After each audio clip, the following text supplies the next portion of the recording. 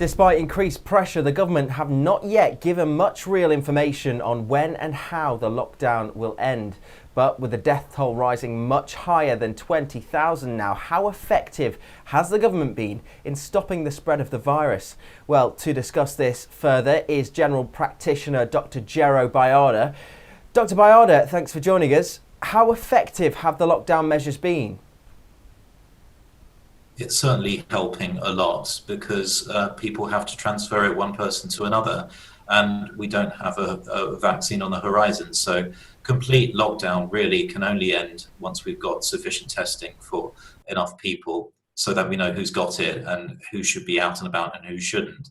And when a vaccine is available. So a vaccine is going to take 12 months at the very least to turn up.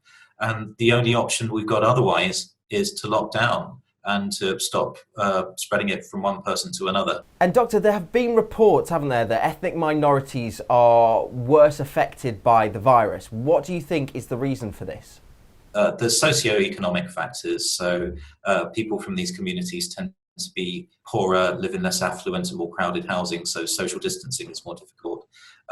Almost 20% of the NHS is made up from Black and Asian people. They form the backbone of the NHS. But actually, we think the big deal, because when you figure in that doctors and surgeons who don't have those socio-economic factors you would assume are still falling foul of this much, much more than their white British colleagues.